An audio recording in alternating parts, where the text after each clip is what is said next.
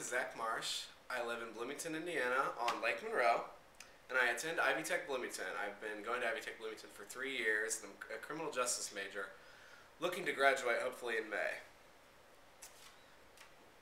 My goal of this speech is for the audience to understand me a little bit better. This is my self-introduction speech, and I wish to talk a little bit in detail about my dad's life, more specifically his athletic career.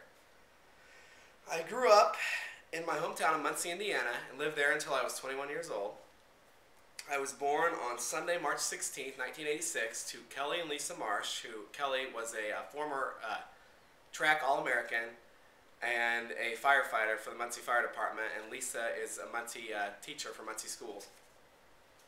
I have a sister named Megan, who is 3 years younger than me, and dogs. We have numerous dogs. We have 6 dogs at home, and the dogs have always been as important part of the family as anyone else is.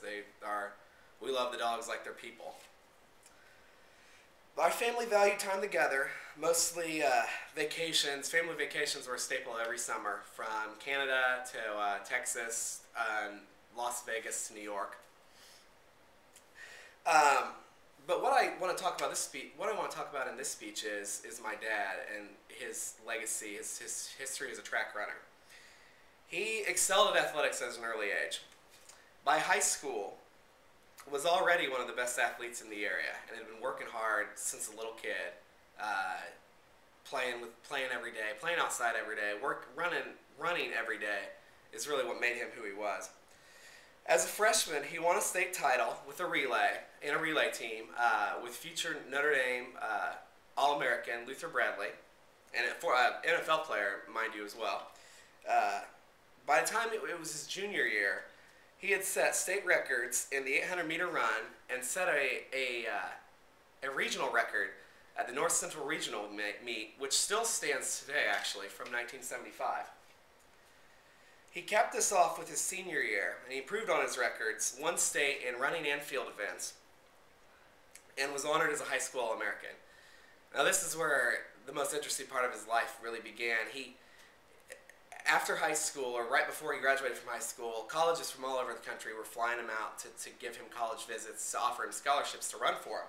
Some of these were the University of Colorado, Louisiana State, Indiana University, and Kentucky, among others.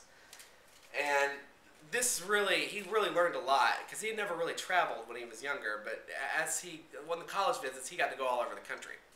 He ended up choosing Ball State University in his hometown of Muncie, a decision he later admitted to be a poor one.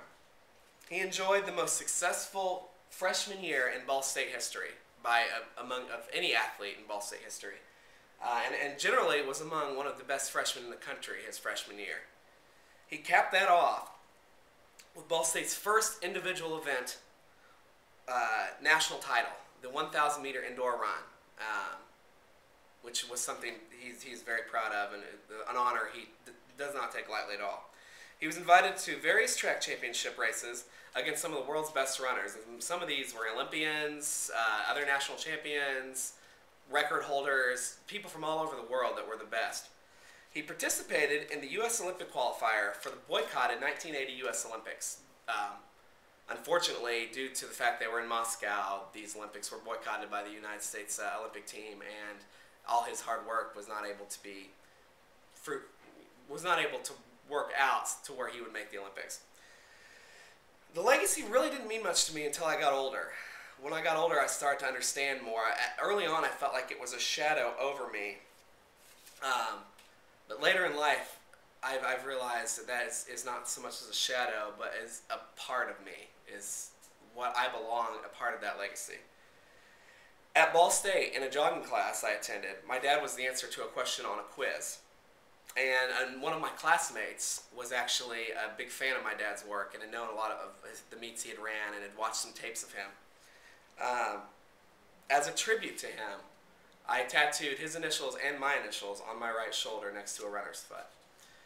So this concludes my self-introduction speech. I hope I've enlightened you guys a little bit on myself and the career of my dad as a runner. Thank you very much.